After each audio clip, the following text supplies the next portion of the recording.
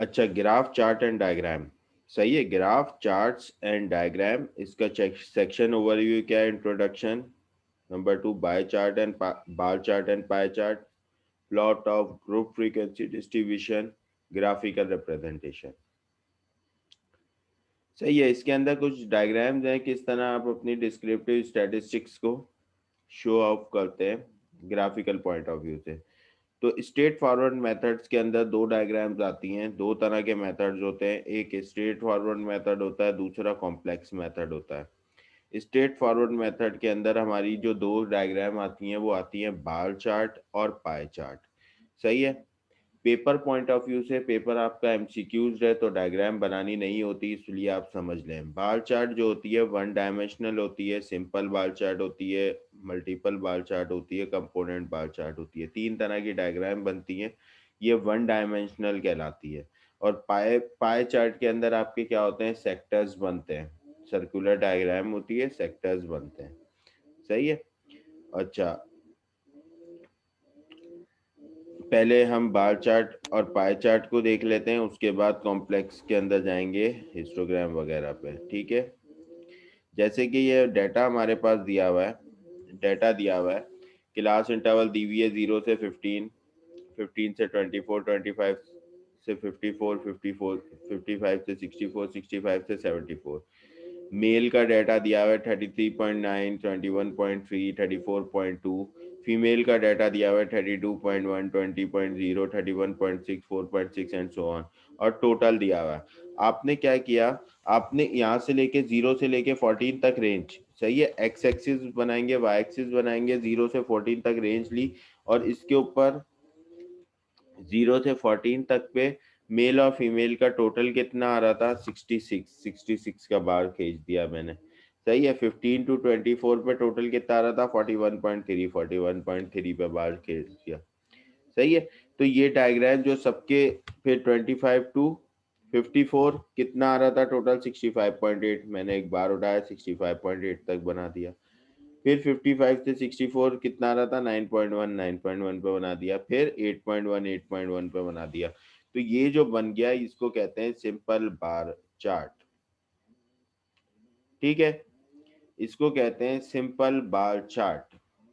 क्या आपने टोटल के पूरे पूरे डिब्बे बना दिए। अगर मल्टीपल बार चार्ट बनाता हूं मैं, इसी इसी सवाल का मल्टीपल बार चार्ट बनाता हूं, तो मैं मेल को अलग बनाऊंगा, फीमेल को अलग बनाऊंगा और टोटल को अलग बनाऊंगा। वो किस तरीके से बनेगा ये देखिए। मैंने क्या किया, इसी एक्स एक्सिस और वाई एक्सिस का डाटा बनाया। 0 से 14 तक की जगह 15 to 24 थोड़ी जगह छोड़ के, 15 to 24 की जगह थोड़ी जगह छोड़ के, 25 to 54, 55 to 64 थोड़ी जगह छोड़ के, 65 to 74। पहला बार मेल की कितनी है? 33.9। मेल का बनाया 33.9, फीमेल 32.1 और टोटल। मेल बनाया 21.3, फीमेल 20.0 एंड टोटल। तो ये तीनों बार चार्ट एक ही गुंजाइश में 0 to 14 से लेके एक ही उसमें तीन टुकड़ों में उसको डिवाइड करके उसमें बना देते हैं। इसको कहते हैं मल्टीपल बार चार्ट। ठीक है भाई, क्लियर है सिंपल बार चार्ट और मल्टीपल बार चार्ट?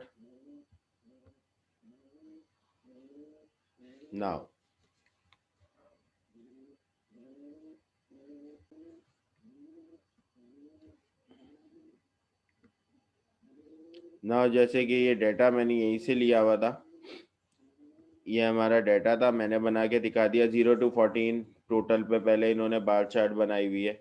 ठीक है। इसके बाद मल्टीपल बार चार्ट बनाई हुई है। ठीक है। ये मैंने भी बना के आपको दिखाई। अब एक सवाल मैंने खुद से अज्यूम किया, construct simple bar chart of the following data. Class interval और फ्रीक्वेंसी ली, बोला कंस्ट्रक्ट करूंगा सिंपल बार चार्ट। तो फ्रीक्वेंसी पे बार चार्ट बनाऊंगा मैंने थोड़े थोड़े गैप से। क्लास इंटरवल हमेशा एक्स एक्सिस पे आएगी, फ्रीक्वेंसी वाई एक्सिस पे आएगी। ठीक है। तो 11 to 20 थोड़ी सी गैप 15 पे बना दिया। फिर 21 to 36 थोड़ा सा गैप, सही है, कितनी है? 25 पे बना दिया। 31 to 40 थोड़ा सा गैप, 35 है, तीसरी फ्रीक्वेंसी 35 का बना दिया। थोड़ा गैप छोड़ के 41 to 50, चौथी कितनी है? 40 पे बना दिया। और पांचवी 51 to 60 कितनी है? 30 पे बार बार बना दिया। ये बार चार्ट कहलाता है और वन डायमेंशनल होता है। याद रखेंगे वन डायमेंशनल होता है, ठीक है। अगर या मेल और फीमेल का अलग से डाटा दिया हुआ है और मैं कहता हूँ मल्टीपल बार चार्ट बनाओ, तो मल्टीपल बार चार्ट इस डाटा से कैसे बनेगी, construct multiple bar chart if, जैसे 0 से 19, अब ये है मल्टीपल बार चार्ट 0 से 19 है, मेल का डाटा, मेल की वैल्यू कितनी है 35, मेल की वैल्यू 35, फीमेल की 15 और टोटल 50। तो मैं देख लेता हूँ, सबसे वैल्यू बड़ी वैल्यू 100 है। मैंने इस तरह के वाई एक्सिस पे फ्रीक्वेंसी के गैप ऐसे प्रिपेयर किए कि मैं 100 से अबव चला जाऊँ। उसके बाद मैंने मल्टीपल बार चार्ट बनाया अपनी अपनी जगह लेके। पहली क्लास इंटरवल थी 0 to 19, तो मैंने थोड़ी जगह ली 0 to 19 की, फिर थोड़ा गैप देके 20 to 39, 40 to 59, 60 to 79 और 80 to 100 या 99। सही है। इस तरह मेल का बनाया 35, 15, 50, 35, 15, 50, थोड़ी जगह छोड़ दी। दूसरा बनाया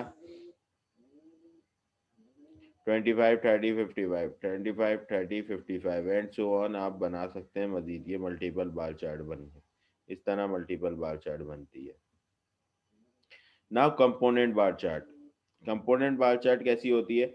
बार चार्ट की 3 टाइप्स होती है, simple bar chart, multiple bar chart, component bar chart. सही है। कंपोनेंट बार चार्ट कैसे बनी हुई है? This type of bar chart is like a simple bar chart in so far as the height of each bar indicates the size of the figure represent of a class, but the bar are subdivided into components. For suppose पूरा आपका जो total था, जो आपके पिछले आप देखें तो आपका ये जो क्वेश्चन था इसके अंदर देखें तो टोटल आपका कितना है 66। 66 का पूरा बार बनेगा। उसके बाद मेल का कलर और फीमेल का कलर हो जाएगा।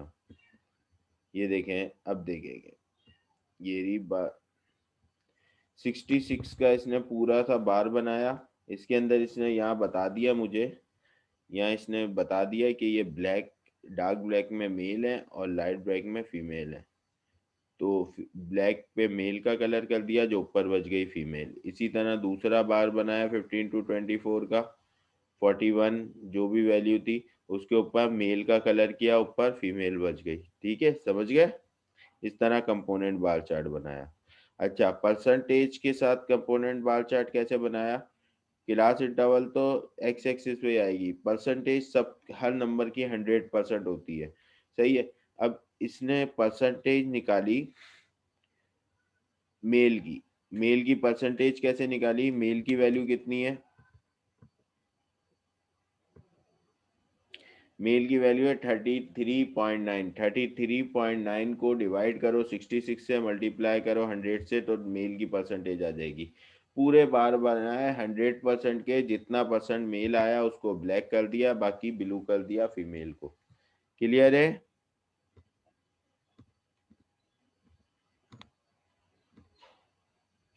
सही है।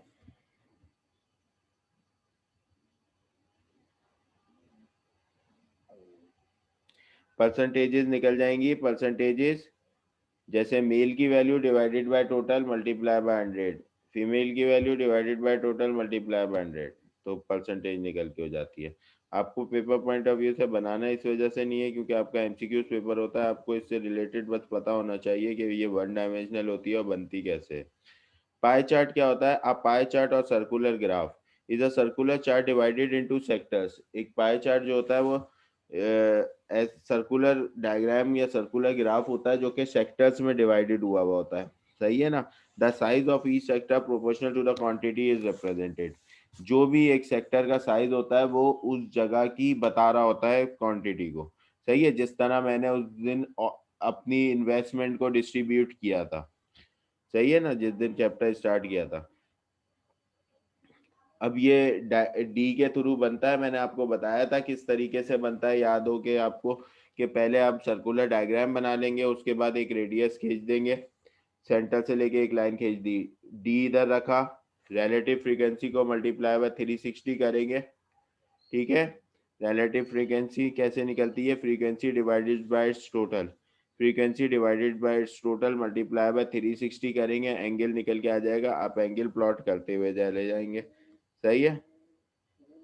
तो पाई चार्ट बन जाती है। क्लियर है? अब आपकी फ्रीक्वेंसी इधर क्या है, मेल। मेल आप है ना, इधर अगर आप 0 to 14, 15 to 24, 25 to 54, 55 to 64 और 65 to 65, अब जरूरी नहीं होता, इन्होंने कोई लाइन नहीं खींची, आप सर्कल बनाने के बाद एक सीधी लाइन खींच देंगे। आप सर्कल बनाने के बाद सेंटर से लेके, ये सेंटर से लेके इस तरह की लाइन खींच देंगे, स्ट्रेट लाइन खींचेंगे। सही है ना? आप एक स्ट्रेट लाइन खींच देंगे,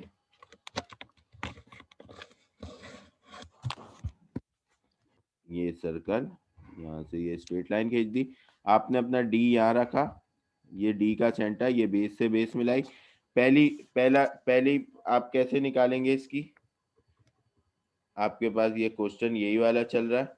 देखें, मेल का टोटल करो, frequency divided by total multiply by 360 करते हुए जाओ। सही है? फीमेल का टोटल करो, मल्टीप्लाई बाय 360 डिवाइडेड, ये तो अलग अलग निकल जाएगी। अगर आपने एक साथ निकालना है तो इसका टोटल कर लो बस, 6641, ये फ्रीक्वेंसी ले लो पूरी, इसका टोटल करो, और ये एफ है divided by total multiply by 360, F divided by sum of F multiply by 360, ये एंगल निकालने का फार्मूला होता है। सही है भाई? ये टोटल पे सबकी रिलेटिव फ्रीक्वेंसी निकालो, सर्कुलर डायग्राम बनाओ। सही है? डी से ये यूं एक लाइन खींच के पहले डी यूं रखो, पहला एंगल जो निकलेगा उसे बनाया, फिर डी को, पहला एंगल फॉर सपोज इधर बना, अब डी को यूं रखेंगे, फिर दूसरा एंगल निकालो, तीसरा, ये जो बन रहे हैं ये सेक्टर है। आई बात समझ में? क्लियर है?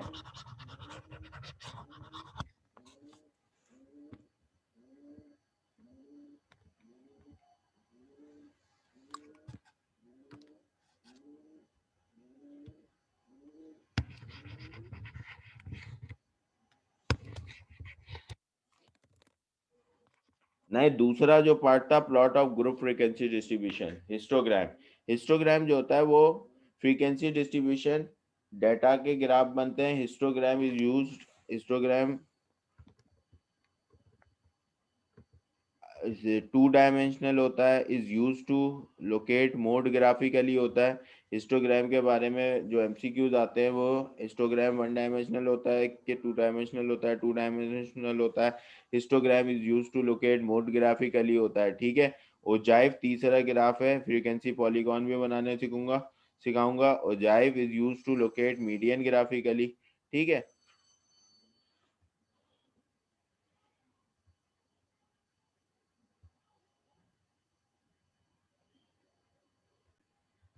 एक तो मैंने बताया हिस्टोग्राम 2 डायमेंशनल होता है, फ्रीक्वेंसी पॉलीगॉन भी हम बनाएंगे। Histogram is use to locate mode graphically होता है। ठीक है? ओजाइव होता है is use to locate median graphically. सिर्फ मीडियन ही नहीं, क्वार्टाइल, डिकाइल या परसेंटाइल का भी ग्राफ बनाते हैं तो उसका भी ओजाइव ही होता है। ठीक है? नीचे जाके पढ़ते हैं बार चार्ट और पाई चार्ट को। तो bar chart are usually use for plotting discrete discontinuous data. सही है? डिस्क्रीट को डिसकंटिन्यूस कहते हैं। तो बार चार्ट जो प्लॉट होता है वो डिसकंटिन्यूस डेटा का होता है। जैसे कि क्लास इंटरवल शुरू हुई थी 0 to 15, फिर उसके बाद 15 to, अगर अनग्रुप फ्रीक्वेंसी डिस्ट्रीब्यूशन होती तो फिर क्लास इंटरवल नहीं आती एक्स एक्सिस पे, वो नेम आ जाते, एयर्स आ जाते। फॉर सपोज एयर्स दिए हुए होते, इस तरह का डेटा होता हमारे पास। डेटा कुछ इस तरीके से होता कि ईयर्स 2001, 2002, 2003 और 2004। सही है? और इसकी वैल्यूज दी हुई होती, प्राइस या पेट्रोल की प्राइजेस दी हुई होती। For suppose petrol in rupees. सही है? 180,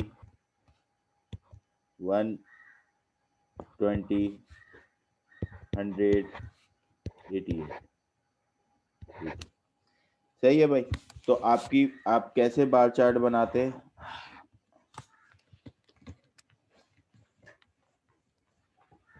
आपका एक ये जो बनता, ये y एक्सिस, ये आपका x एक्सिस, सही है। आप इधर ये गैप से नाम दे देते, ये 2001 है, थोड़ा गैप छोड़ के ये 2002 है, थोड़ा गैप छोड़ के ये 2003 है, थोड़ा गैप छोड़ के ये एरिया 2004 है, सही है। यहाँ फ्रीक्वेंसी आपकी देखेंगे तो मैं फ्रीक्वेंसी कह देता हूँ कि ये मेरी 40 है, 80 है, 120 है, 160 है, 200 है, सही है। अब मेरा पहला 2001 180 तक है, तो 180 इस दरमियान में कहीं आ रहा होगा, तो मैंने ये उठाया और ये बना दिया 180 का ग्राफ बार, 180 तक का बार, या 180 है, सही है। फिर 120 है तो 120 तक का बार बना दिया 2002 के गैप में। 2003 100, 80 और 120 के दरमियान आ रहा है 100, ये 100 का बना दिया। फिर 80, ये मैंने 80 का बना दिया, सही है। तो इस तरह सिंपल बार चार्ट ये बन जाता, ठीक है भाई। कंटिन्यूस कंटिन्यूस डेटा पे होता है, ओ डिस्क्रीट डेटा पे होता है। डेटा हैज, इधर आपको लिख के बता रहा है, bar chart are usually used for plotting discrete और discontinuous data, that is data which has discrete values and is not continuous. A bar chart or bar graph is a chart with rectangular bars with length proportional to the values that they represent. The bar can be plotted vertically or horizontally and can take several forms. These will be illustrated using the data of age profile of citizen of Pakistan from, इसके बाद जो वो अपना graph बना रहा है उसके बारे में बता रहा है, ठीक है भाई। तो हिस्टोग्राम कैसा होता है, नाउ हिस्टोग्राम की तरफ मूव करते हैं।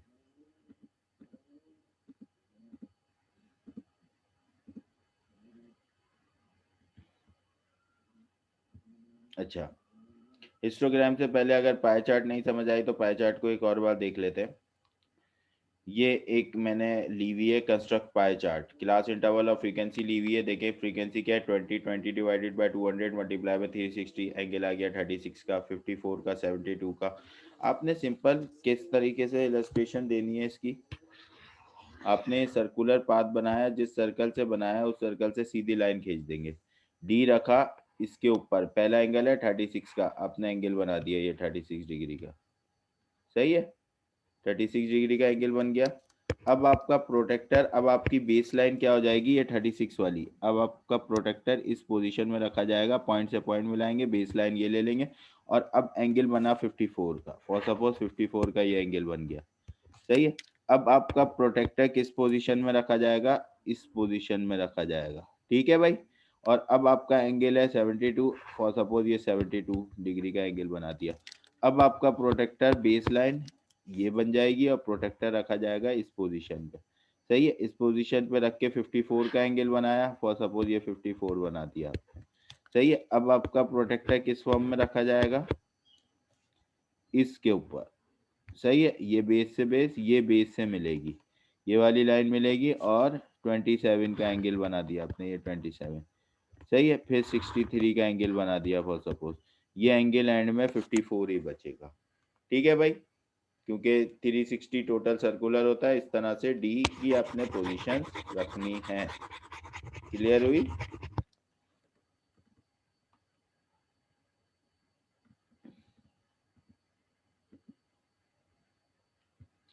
नाउ कंटिन्यूस डाटा पे हिस्टोग्राम बनता है। हिस्टोग्राम कौन से डाटा पे बनता है, कंटिन्यूस डाटा पे बनता है। आपको 52 अंडर 100 दी हुई है। 52 अंडर 100 का मतलब है, 52 अंडर 100 का मतलब है 50 टू 100, 100 टू 200, इधर 200 से 300, फिर उसके बाद 300 से है 500, तो बीच में 100 का गैप बन रहा था, 50 ऊपर देखे 50 का गैप था, 50 से 100, फिर 100 से 200, 200 से 300, फिर 300 से 500 आ गया।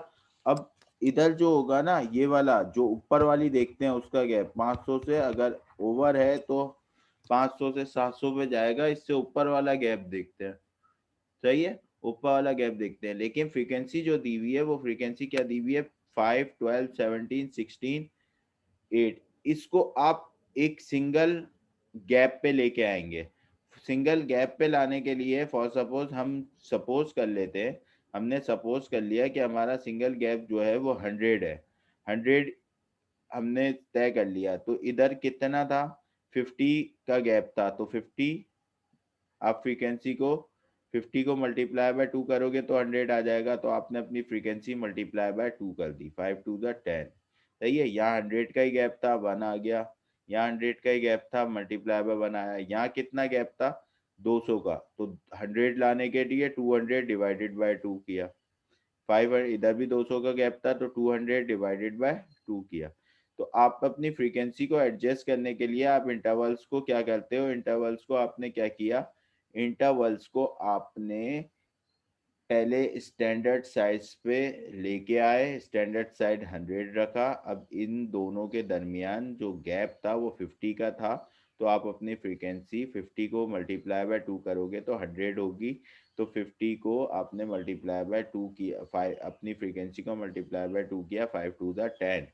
इधर गैप 100 का ही था तो मल्टीप्लाई बाय 1 हुआ, इधर गैप 100 का ही था तो मल्टीप्लाई बाय 1 हुआ। इधर गैप 200 का था, 200 से 100 लाने के लिए डिवाइडेड बाय 2 कर दिया अपनी फ्रीक्वेंसी को।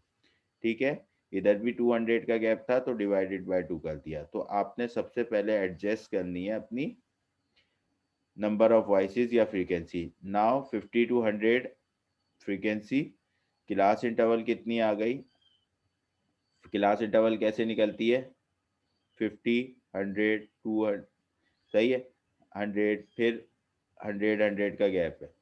सही है, इधर 50 का गैप, फिर 100 का गैप, फिर 100 का गैप, फिर 100 का गैप, फिर 200 का गैप, 200 का गैप, मल्टीप्लाई बाय 2।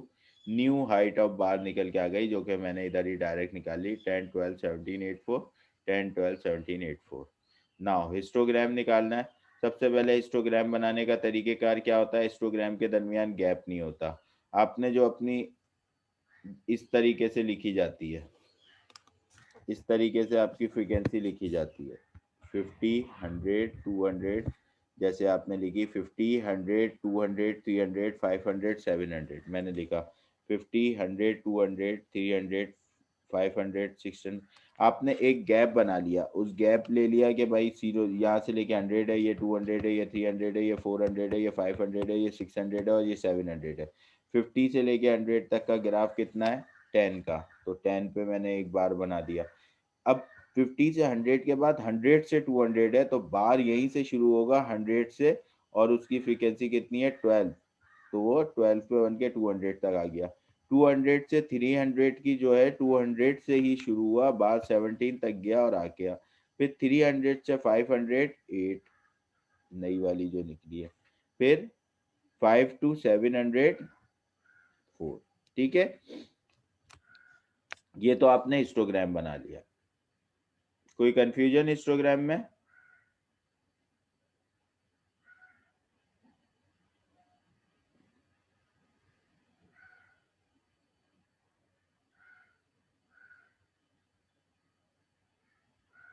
अब हिस्टोग्राम बनाने के बाद मैंने बताया था हिस्टोग्राम यूज करते हैं मोड ग्राफिकली के लिए भी, हिस्टोग्राम मोड ग्राफिकली के लिए भी यूज करते हैं। तो आपने इस कॉर्नर से इस कॉर्नर तक एक लाइन, डॉटेड लाइन बनानी है, इस कॉर्नर से इस कॉर्नर तक डॉटेड लाइन बनानी है। ये दोनों लाइनें जब बाइसेक्ट कर रही होंगी वो पॉइंट नीचे लेके आ जाएंगे, उस पॉइंट पे हिस्टोग्राम होगा।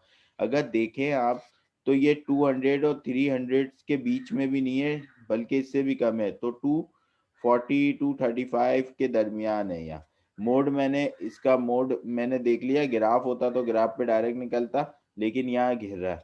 तो आपने फिर डायरेक्ट क्या किया, आपने ना फॉर्मूला यूज कर लिया, फॉर्मूले के थ्रू निकालने की कोशिश की। आपके पास ये सारी चीजें गिवन थी, सही है। आपने फार्मूला यूज किया, L1 plus F M minus F one, 2FM minus F one minus F two multiply by H. तो आपकी L1 कितनी है इधर, 200, 200 plus 17 minus 12, 2 multiply by 17 minus 12 minus 8।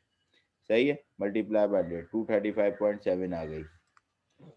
ये मोड ग्राफिकली यहाँ भी देख के पता चल रहा है 235 पॉइंट समथिंग ही है। ठीक है, सवाल एक और, ये ऊपर वाला ही सवाल है, इसका हिस्टोग्राम बनाया हुआ है मैंने। क्लियर है भाई ये सवाल?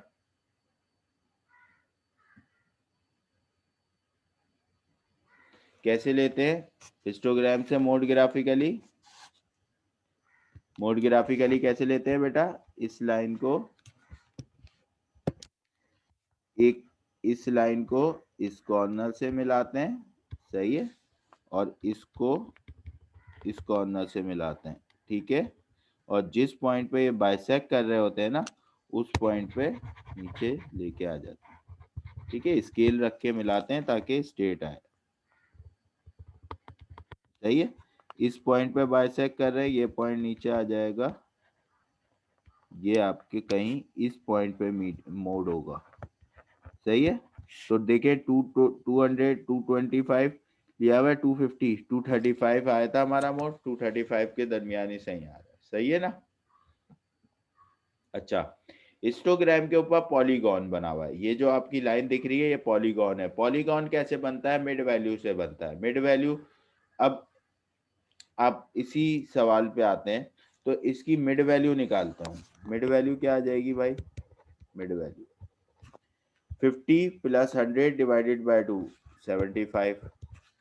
100 प्लस 200 डिवाइडेड, इसका गैप बराबर नहीं है इसलिए आपने हर किसी पे निकालना। 100 plus 200 divided by 2, 150। 200 plus 300 divided by 2, 250। 300 plus 500 divided by 2, 400। 500 and 700, 5 plus 7, 12। 12 divided by 2, 600। आपकी 75, 150, 250, 400, 600 मिड वैल्यू आ गई।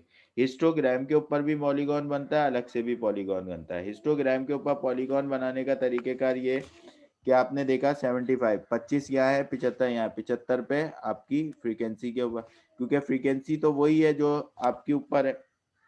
सही है, तो आपने इसके गैप बन गया, इसके मिडिल में आ गया, इसके भी मिडिल पे 250, 150, 250, उसके बाद 400 ये आ गया, 400 के बाद 600 ये आ गया।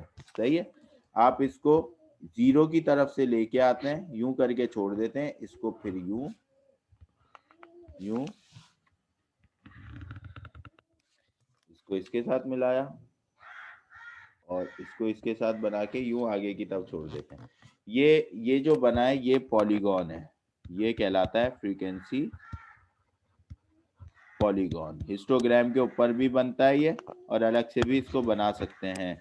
अलग से भी बनाने का वही तरीकेकार है कि सिंपल आप ग्राफ को भूल जाए, मतलब ये हिस्टोग्राम को भूल जाए तो अलग से बन जाएगा। फॉर सपोज अलग से मैंने ये बनाया हुआ, देखें ये सवाल था, इसके अंदर मैंने मिड वैल्यू निकाली 41 टू 50, 51 टू 60 थी। इसके अंदर क्लास बाउंड्री क्यों निकाली? क्योंकि कंटिन्यूस डाटा, ये डिस्क्रीट डाटा था, इसको कंटिन्यूस डाटा में कन्वर्ट करने के लिए हमने क्लास बाउंड्री निकाली।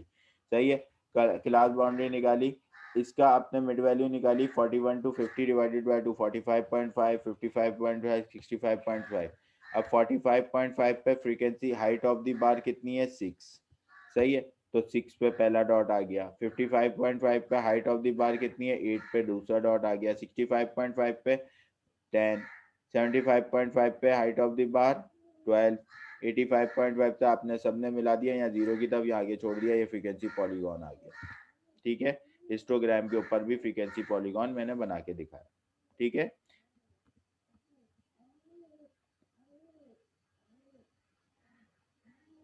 क्लियर है?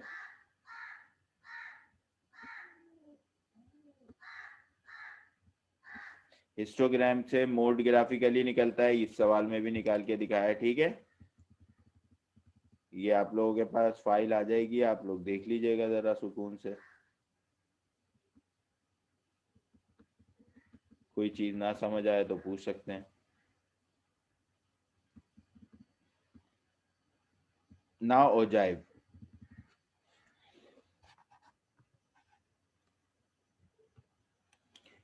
ओजाइव क्यूमुलेटिव फ्रीक्वेंसी पॉलीगॉन कहलाता है ये। Ogive frequency cumulative frequency polygon भी कहते हैं ओजाइव को। तो ओजाइव को क्यूमुलेटिव फ्रीक्वेंसी पॉलीगॉन कहते हैं। अभी तक आपने क्या किया था, एक्स एक्सिस पे क्लास इंटरवल या क्लास बाउंड्री प्लॉट की थी और वाई एक्सिस पे आपने क्या लिया था, वाई एक्सिस पे फ्रीक्वेंसी ली थी। अब वाई एक्सिस पे आपको क्यूमुलेटिव फ्रीक्वेंसी लेनी पड़ेगी। ठीक है, ये लेस देन पे भी बनता है, मोर देन पे भी बनता है। ठीक है, क्यों लेस देन पे भी बनता है, मोर देन पे भी बनता है, क्योंकि क्यूमुलेटिव फ्रीक्वेंसी लेस देन पे भी होती है और मोर देन पे भी होती है क्यूमुलेटिव फ्रीक्वेंसी। ठीक है, तो क्यूमुलेटिव फ्रीक्वेंसी आप, अब मैंने लेस देन पे भी बनाया और मोर देन पे भी बनाया, देखिएगा जरा। ओजाइव मीडियन ग्राफिकली मालूम करने के लिए यूज होता है।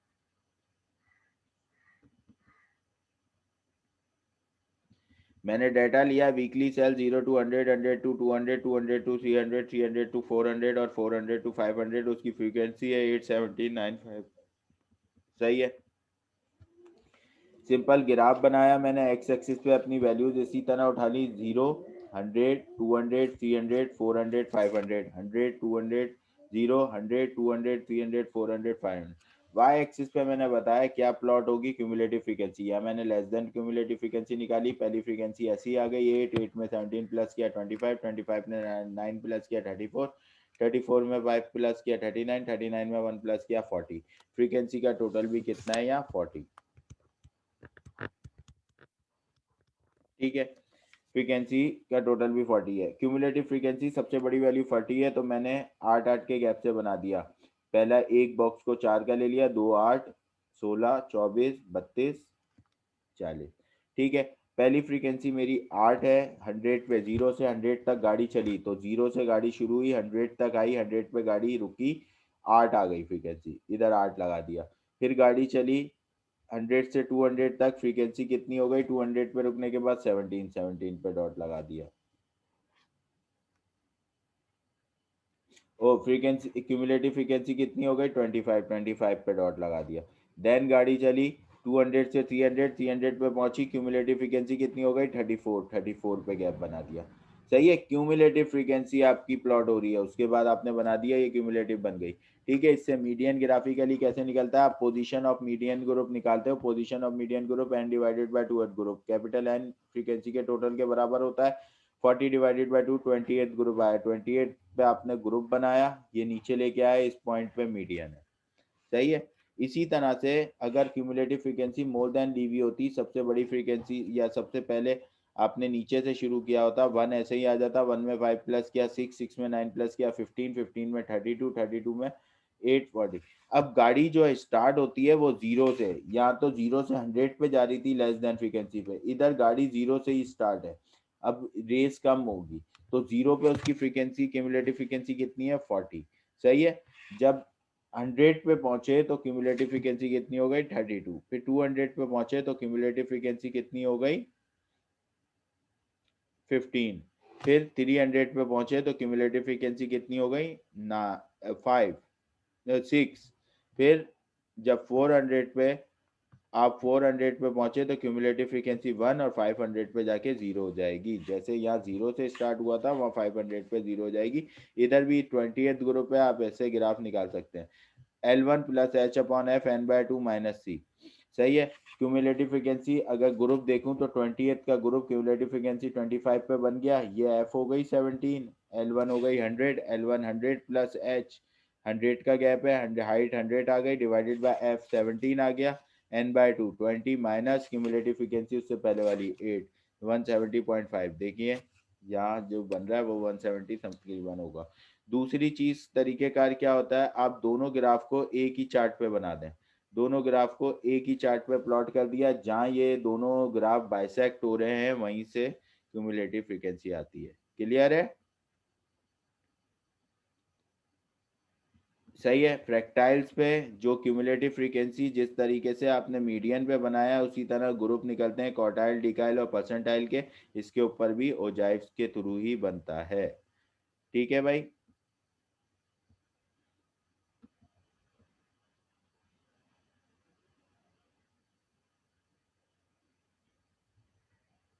ना स्टेम एंड लीफ डिस्प्ले मैंने आपको पढ़ा दिया था। इसकी स्टेम एंड लीफ डिस्प्ले में आपको अगर इसकी स्टेम्स जो होती हैं, लीव्स जो होता है वो सिंगल वाला होता है, सिंगल वाला एलिमेंट जो एंड में होता है वो लीव होता है, बाकी सब स्टेम होती है। अगर मैं इसको रॉ डाटा में कन्वर्ट करूंगा तो ये कैसा होगा, 481, 482, 486, 486, 487, 489, 491, 492, 494, 495, 497, 498, 499, 500, 500, 502, 502, 503, 503, 504, 505, 509, 509 एंड सो ऑन।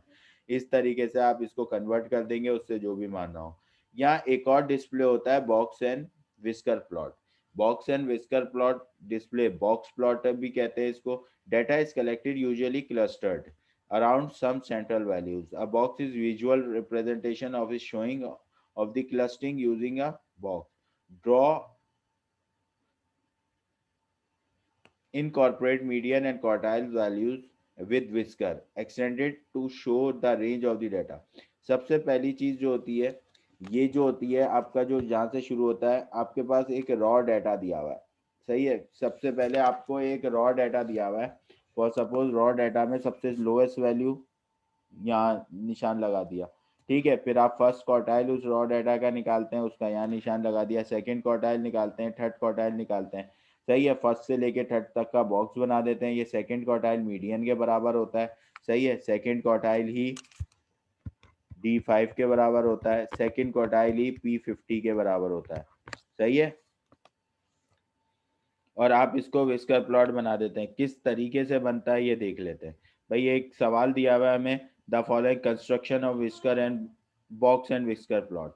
आपको एक सवाल दिया हुआ है, the following data has been collected 86, 102, 76, 90, 88, 98। सबसे पहले आपने अरेंज किया डाटा को इन असेंडिंग ऑर्डर में, असेंडिंग ऑर्डर में कन्वर्ट किया। सबसे लोएस्ट वैल्यू जो है 78 है, हाईएस्ट वैल्यू 102 है। आपने अपने बॉक्स पे गए, आप अपने बॉक्स पे गए, सबसे पहले 78 पे एक डॉट लगाया। आप अपने बॉक्स पे गए, 78 पे एक डॉट लगाया आपने। 78 सबसे छोटी वैल्यू है 78, एक लाइन खींच दी 78 के आगे। और सबसे बड़ी वैल्यू कितनी है, ये आपकी मिनिमम वैल्यू है, ये आपकी मैक्सिमम वैल्यू है, ठीक है भाई, समझ गए, लाइन खींच दी। देन उसके बाद आपने Q1, Q2 और Q3 निकाला। तो Q3 जो निकालने गए वो सबसे आसान तरीका था। ये वैल्यूज कितनी थी, 1 2 3 4 5 6 7 8 9 10 11 12 13 14 15 16 17। 17 वैल्यू में 8 8 16 अलग कर दो तो बीच में जो 88 बचता है वो मीडियन या Q2 आ जाएगा। 82 पे आया, 88 पे आया, 88 पे एक और लाइन खींच दी। क्लियर है। ये देखें, ये 78 था, मिनिमम वैल्यू जो थी उस पे लाइन खींची, ये 78 था, सही है। मैक्सिमम ये 102 था, ये 88 है, इस पे एक लाइन खींच दी, सही है। एक लाइन ये खींच दी, एक लाइन ये खींच दी, ये मिनिमम वैल्यू मैक्सिमम वैल्यू। अब आपने Q1 और Q3 निकालना है। Q1 कैसे निकलेगा देखें, ये भी एक तरीका होता है। इधर 8 वैल्यू थी, इधर लेफ्ट साइड पे 8 वैल्यूज बची, 8 वैल्यूज का मीडियन निकाल लो वो Q1 होगा, और राइट साइड की 8 वैल्यू का मीडियन निकाल लो वो Q3 होगा। इन्होंने इधर की 8 वैल्यूज में से मिडिल वैल्यू कौन सी थी, 86, 86, 86 प्लस 86 डिवाइडेड बाय 2, 86 Q1 आया। तो मैं अपने ग्राफ पे आया, 86 मेरा मीडियन आया या Q1 आया, ठीक है। 86 पे मैंने एक और लाइन खींची, ये मेरा 86 था, सही है। 86 पे एक और लाइन खींच दी, 88 से पहले वाला 86 से एक लाइन ये खींच दी, सही है। नाउ अब आपने इधर की दोनों वैल्यूज ली, 94 प्लस 96 95 आया। 95 किधर होगा, ये 92 94, ये 95 मिडिल में होगा, सही है। 95 पे लाइन खींच दी, इसको मिला दी, इसको यू मिला दिया, इसको यू मिला दिया, और इसको बॉक्स को ऐसे मिला दिया। तो ये कहलाता है विस्कर ब्लॉक्स प्लॉटिंग, सही है ना। बॉक्स एंड विस्कर प्लॉटिंग कहते हैं, बॉक्स प्लॉटिंग भी कहते हैं, विस्कर प्लॉटिंग भी कहते हैं। इसके अंदर पेपर में बना हुआ आता है, किस तरह से सवाल होता है, इसके ऊपर कुछ भी नहीं बताया हुआ होता है। इस तरीके से बॉक्स आपका बना हुआ है, सही है। फॉर सपोज इस तरीके से आपका बॉक्स बना हुआ आ गया, सही है। आपसे पूछेगा और नीचे पूरा ग्राफ बना हुआ है मिडिल वैल्यू, आपसे पूछता है मिनिमम वैल्यू, तो यहाँ ये जो होती है ये मिनिमम वैल्यू होती है, यहाँ मैक्सिमम वैल्यू होती है, यहाँ Q1 होता है, यहाँ Q2 होता है, और ये जो बीच वाली लाइन होती है बॉक्स के अंदर की, ये Q2 होता है, ये Q3 होता है। सही है भाई, तो ये चीज आपने याद रखनी है भाई।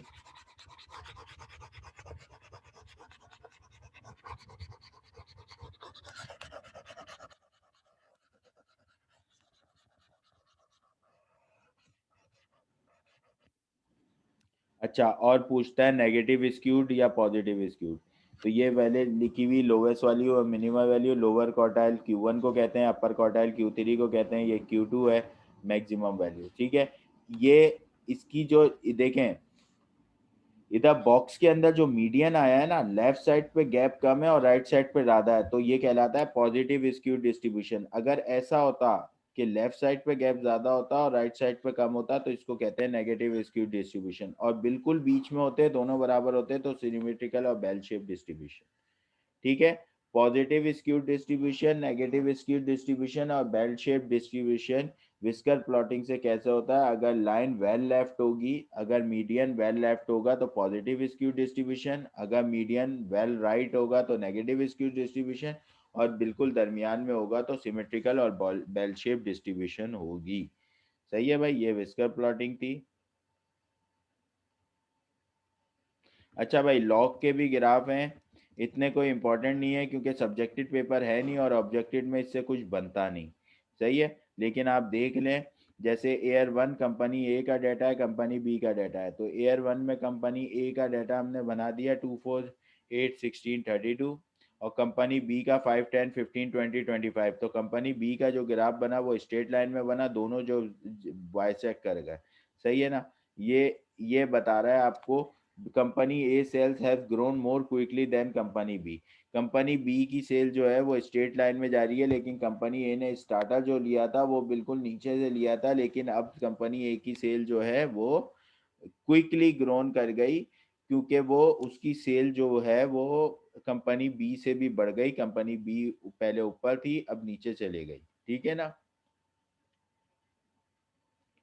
सेमी लॉग का ग्राफ है,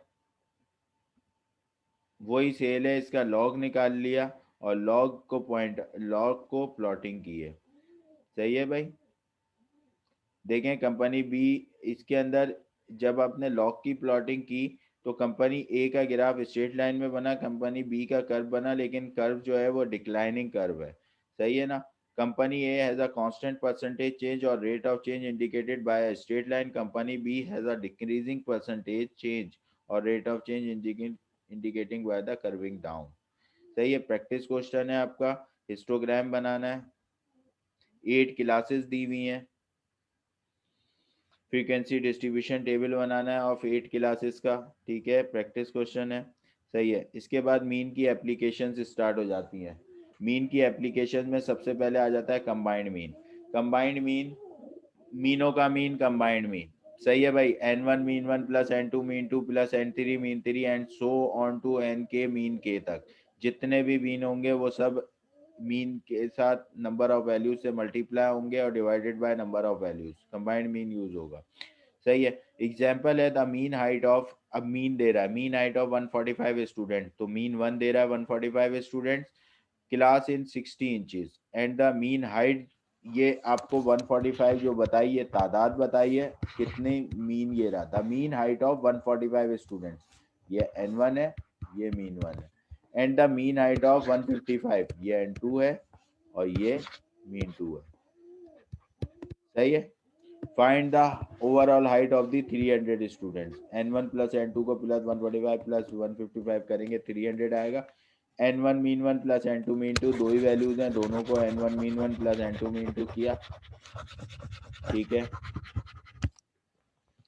डिवाइडेड बाय 145 प्लस 90 स्टूडेंट्स की हाइट निकल के आ गई। क्लियर है भाई ये question?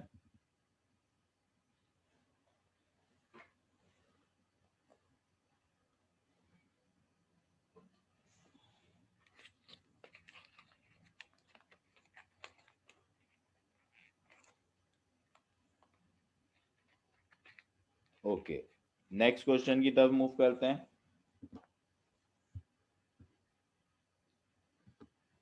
Example 2, a group of 40, 50 and 10 students have an average score in mathematics as।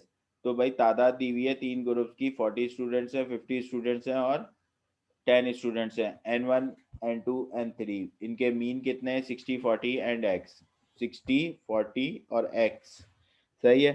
और इनका क्या कह रहा है? द एवरेज और ओवरऑल कंबाइंड मीन दे रहा है 49.5। कंबाइंड मीन इनका ओवरऑल स्कोर बता रहा है। Find the value of x। आपने कंबाइंड मीन का फार्मूला रखा, कंबाइंड मीन की वैल्यू गिवन थी 49.5, n1 की जगह n1 की वैल्यू, मीन 1 की जगह मीन 1 की वैल्यू, n2 की जगह n2 की वैल्यू, मीन 2 की जगह मीन 2 की वैल्यू।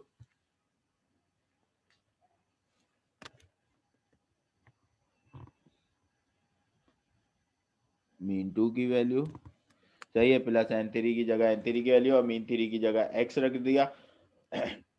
आप सॉल्व फॉर एक्स में डाल के भी कर सकते हैं। 40 प्लस ये पूरा 100 आ गया, 100 इधर डिवाइड हो रहा था, वहाँ ले जाके मैंने मल्टीप्लाई किया, 2400 प्लस 2000 4400 प्लस 10x, इधर ले जाके 10x 4950 में से 4400 को माइनस किया और डिवाइडेड बाय 10 किया, x की वैल्यू मेरी निकल के आ गई। देख लें भाई, इसमें कोई क्वेश्चन है तो पूछ लें।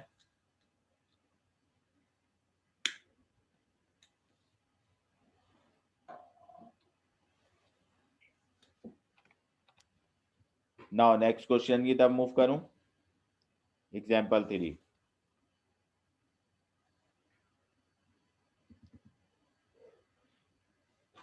if arithmetic mean of 8 numbers is 10, 8 numbers का arithmetic mean है 10 and the arithmetic mean of x numbers is 14। सही है भाई, n1 8 दे रहा है, उसका मीन 1 दे रहा है 10 और the arithmetic mean of x numbers n2 x दे रहा है और उसका मीन 2 दे रहा है 14 और ओवरऑल अरिथमेटिक मीन बता रहा है 11.71। Find the value. Combined mean का फार्मूला पुट किया मैंने, कंबाइंड मीन की वैल्यू थी, जहाँ x आ रहा था वहाँ x रख दिया,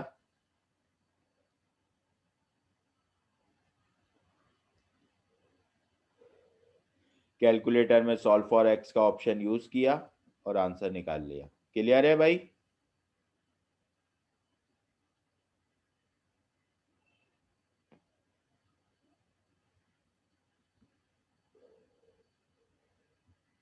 next, an average monthly production of a certain factory for the first 9 mass months is 2584 units. An average monthly production of a certain factory for the first 9 months is 2584 units। तो average दे रहा है 2584 units, 9 months का n1 ले लिया and the combined average monthly production for the year is, combined भी दे रहा है उसकी 2542 units. Find the units of remaining 3 months. n2 3 दे रहा है, मीन 2 मालूम करना है। मीन 2 को x ले लिया मैंने, combined mean is equal to n1 mean 1 plus n2 mean 2 divided by n1 plus n2। सही है, 2542 is equal to 9 multiply by 2584 plus 3x divided by 12। सही है, 9 प्लस 3 12 हो जाएगा, 12 इधर डिवाइड हो रहा था, वहां ले जाके मल्टीप्लाई किया, 9 को जब 2584 से मल्टीप्लाई किया 23256 आया प्लस 3x, 3 इसको मल्टीप्लाई किया, जो आंसर आया उसमें से 23256 माइनस किया और डिवाइडेड बाय 3 किया, आंसर आ गया। क्लियर है?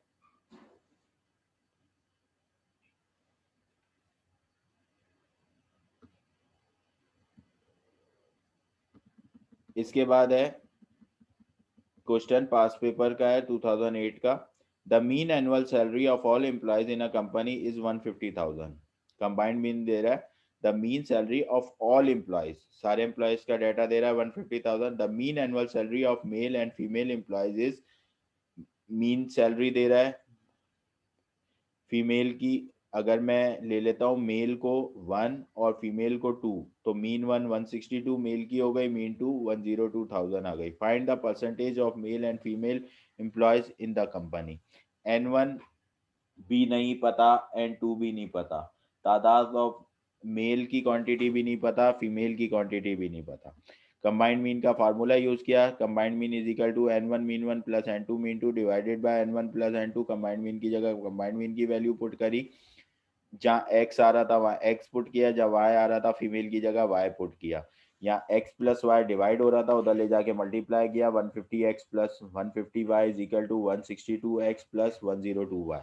सही है भाई। y को एक तरफ ले आया, x को एक तरफ ले आया, ठीक है। 150 में से 102 गए 48 बचे, 162 में से 150 गए 12 बचे। सही है। डिवाइड किया, 3 जीरो से 3 जीरो कर गए, 12 अंदर 12 12 होता, x की वैल्यू 4 आ गई, y की वैल्यू 1 आ गई, इनका रेशियो निकल के आ गया x ratio y is equal to 4 ratio 1। 4 ratio 1 का रेशियो अगर परसेंटेज में निकालो, परसेंटेज में 80-20 का रेशियो आ जाता है। सही है, 80-20 का रेशियो आ जाता है। तो परसेंटेज ऑफ फीमेल और मेल का अगर फिर 4 रेशियो 1 है तो 100 के तो टोटल रेशियो कितने हो गए, 4 प्लस 1 5, तो 100% होता है। टोटल जो होता है वो 100% होता है। 100 के 5 हिस्से करो तो 4 हिस्से एक तरफ डालो तो 80% हो गया, एक हिस्सा एक तरफ करो तो 20% हो गया। क्लियर है भाई ये क्वेश्चन?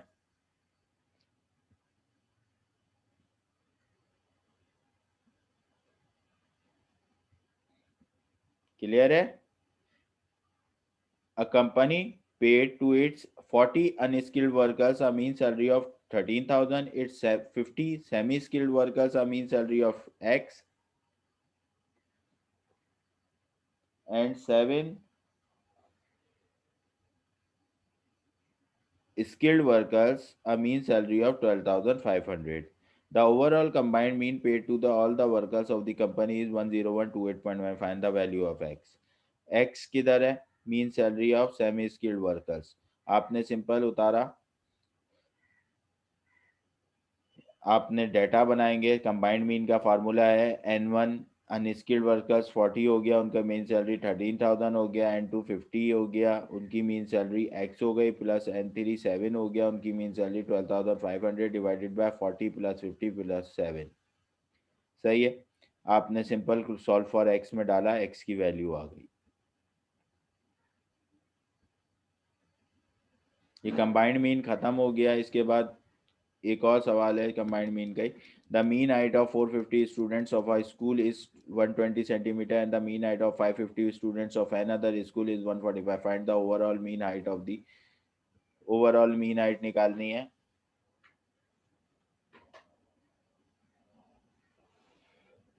सिंपल है, मीन हाइट आपने N1 मीन 1 N2 मीन 2 का डाटा बनाया, कंबाइंड मीन का फार्मूला लगाया, कंबाइंड मीन के फार्मूले में वैल्यूज पुट की और आपने निकाल दिया।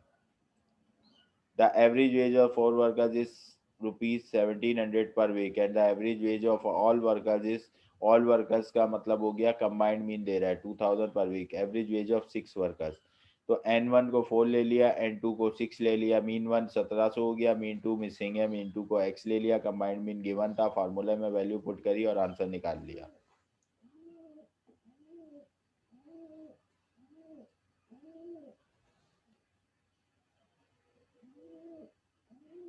नेक्स्ट क्वेश्चन,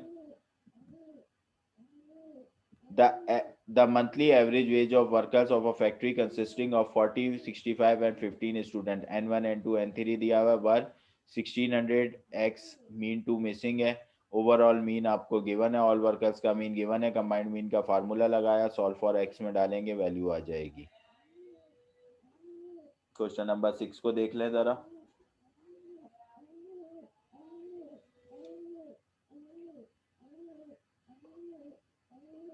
और अगर आपके पास सॉल्व फॉर एक्स में वैल्यू नहीं आती तो 40 को 600 से मल्टीप्लाई करें, 15 को 2500 से मल्टीप्लाई, इन दोनों वैल्यूज को ऐड करें, जो डिवाइड हो रही है उधर ले जाके मल्टीप्लाई करें, ये जो ऐड करके आंसर आया उसे ले जाके सब्ट्रैक्ट करें, 65 से डिवाइड करें, आंसर आ जाएगा।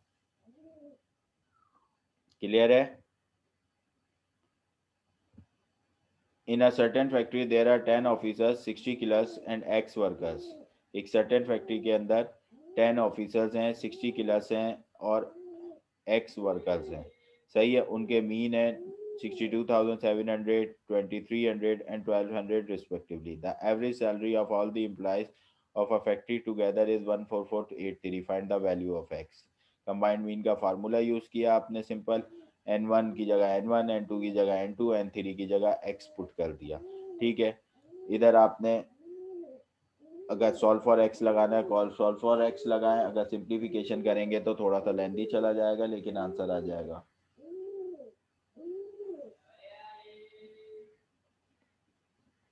क्लियर है? इसके बाद नेक्स्ट क्वेश्चन है, 3 groups of 40x and 10 students have a average score in mathematics 40, 60 and 55 respectively. Average score भी गिवन है, फिर से कंबाइंड मीन लगेगा, मिसिंग वैल्यू मालूम करनी है आपने, सेम एज इट इज ऊपर वाले की तरह सवाल है, मिसिंग वैल्यू मालूम करनी है, मिसिंग वैल्यू मालूम कर लेंगे। कोई क्वेश्चन इसके अंदर?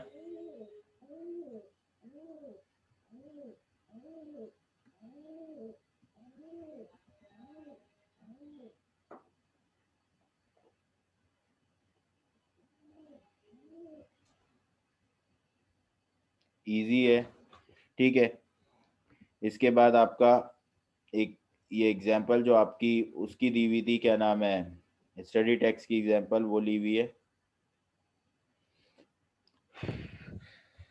The following information is about the average marks achieved by two of the students of the same exam.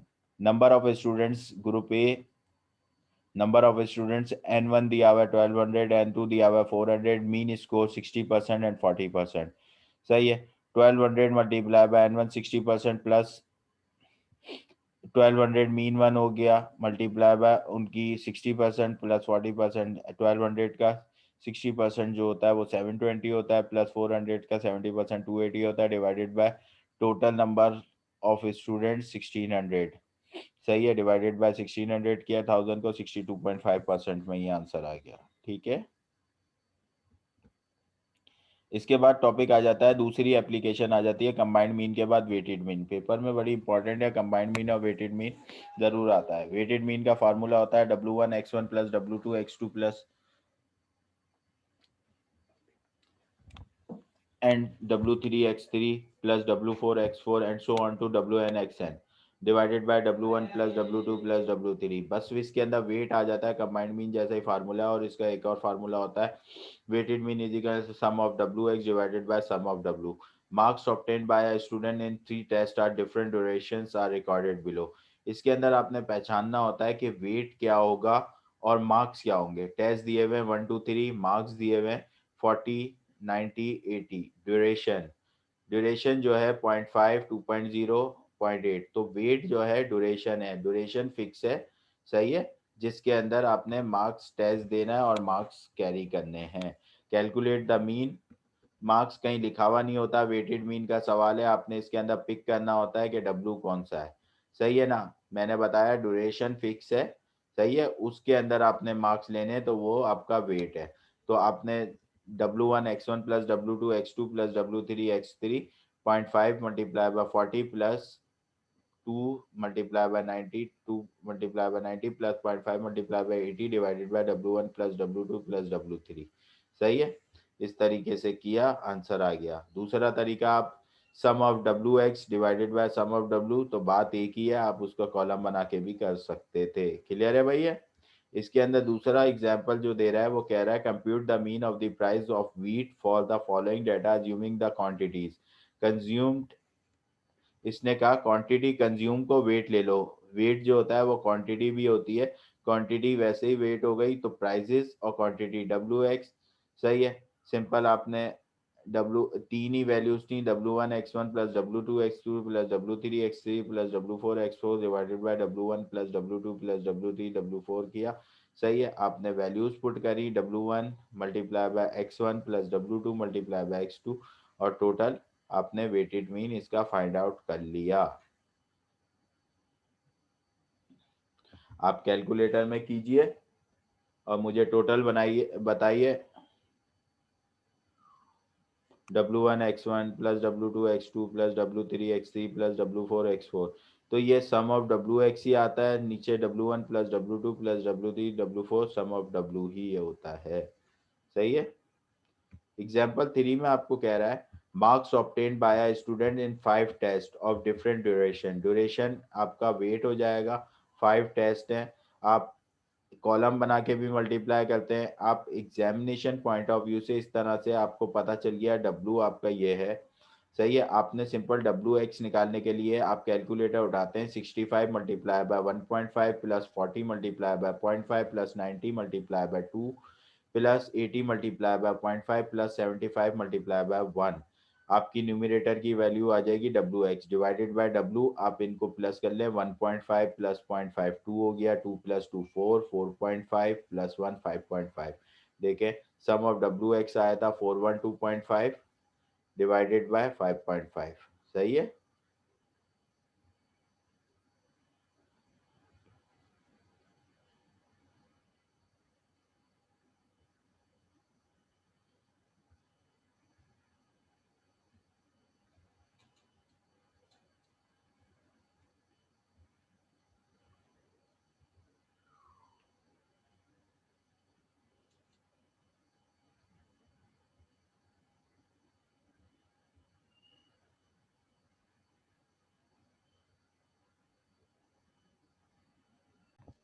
ठीक है भाई। तो इसका सम ऑफ डब्ल्यू एक्स जो आपने निकाला था वो 412.5 आ गया था, उसको डिवाइडेड बाय आपने सम ऑफ वेट से किया 5.5 से, तो आपका आंसर 75 आ गया। देन उसके बाद एग्जांपल नंबर 4 है, उसके अंदर प्राइस और क्वांटिटी कंज्यूम है। क्वांटिटी कंज्यूम आपको पता है वेट लेनी थी, प्राइस जो है आपका एक्स है। सही है। सम ऑफ डब्ल्यू एक्स कैसे निकालेंगे, 40 multiply by 81.5 plus 60 multiply by 67.5 plus 180 multiply by 75.5 plus 90 multiply by 80.5। Sum of W X आ जाएगा। सम ऑफ डब्ल्यू कैसे, 40 प्लस 60 100, 100 प्लस 2 180, 280 हो गया, 280 प्लस 90 370, 370 पे आपका वेटेड मीन का आंसर आ गया 76.06 पर केजी। क्लियर है। इसके बाद आपने ये in an academic grading system in which A 4 GPA होती है, तो ए की वैल्यू 4 है, बी की वैल्यू 3 है, सी की 2 है, डी की 1 है और एफ की 0 है। Determine the grade point average, GPA निकालनी है earned by a student in a particular semester based on the following grades. उसके कोर्सेज हैं POM, CIS, FA, MA, MSI, FE, principle of management, computer information system, financial accounting, management system, information, functional English. सही है। Credit hours 3 3 3 4 2 1 और grades हैं उसके। अब graded hours जो है वो फिक्स हैं, कोर्स का क्रेडिट आवर फिक्स होता है। सही है। आपके ग्रेड्स आगे पीछे हो सकते हैं, आप बी ग्रेड लें, ए ग्रेड लें, सी लें, लेकिन क्रेडिट आवर फिक्स हैं। अब आपने इसकी वैल्यूज निकालनी है, तो क्रेडिट आवर्स डब्ल्यू है, ग्रेड आपके एक्स हैं।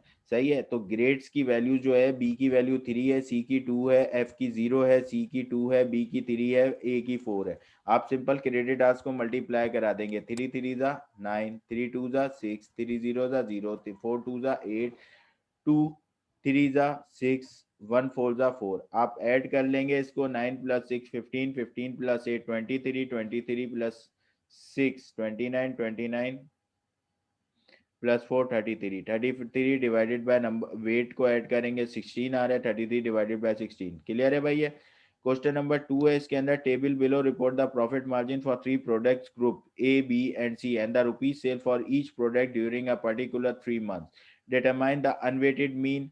अनवेटेड मीन मतलब सिंपल मीन, वेटेड मीन नहीं करना। Profit margin, determine the weighted mean that incorporate the rupees sales for each product. Which arithmetic is correct one. Paper का सवाल है, पास paper का सवाल है, टेबल बिलो है। सही है। 3 मंथ्स पीरियड का डाटा दे रहा है, प्रोडक्ट कितनी है, 3 है, प्रॉफिट मार्जिन कितने हैं ये डाटा के अंदर मौजूद है। Product A B C, profit margin 10.3, 8.1, 4.2, sales है 1 मिलियन, 4 मिलियन, 8 मिलियन। सही है। ये आपका क्वेश्चन खत्म हुआ। आपने इसके अंदर क्या मालूम करना है, एक तो अनवेटेड मीन मालूम करना है, एक वेटेड मीन मालूम करना है, और ये बताना है कौन सा अरे which arithmetic mean is correct one. सही है। तो अरिथमेटिक मीन की ही एप्लीकेशन होती है ना वेटेड मीन। तो product A B C, simple आपको प्रॉफिट मार्जिन सेल जो है आपकी इधर फिक्स है कि 1 मिलियन की सेल में प्रॉफिट मार्जिन सेल फिक्स है। प्रॉफिट मार्जिन आगे पीछे हो सकता है, कोई बस किसी बंदे को आप कम में दे दें, किसी को ज़्यादा में दे दें, तो प्रॉफिट मार्जिन आपका थोड़ा बहुत आगे पीछे, सेल फिक्स है। तो सेल को वेट ले लिया, प्रॉफिट मार्जिन एक्स हो गया।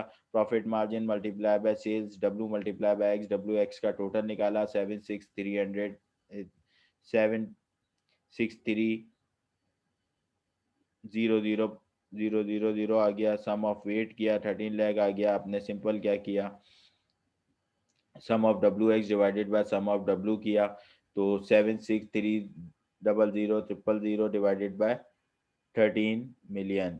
तो आपका वेटेड मीन आ गया। अनवेटेड मीन पहले निकालना था, अनवेटेड मीन में सिर्फ प्रॉफिट मार्जिन ऐड होंगे, डिवाइडेड बाय 3 हो जाएगा। अनवेटेड मीन आ गया, ये वेटेड मीन आ गया। The weighted mean average gives the better और accurate result in the events when weight are different from each other. The unweighted is only applicable when weight are equal. Unweighted जब weight आपके पास given होता है तो wait अगर equal हो तो फिर वेट इक्वल होते हैं तो आंसर सेम आ जाता है, otherwise weighted mean more accuracy के साथ बेटर रिजल्ट प्रोवाइड करता है। ठीक है भाई।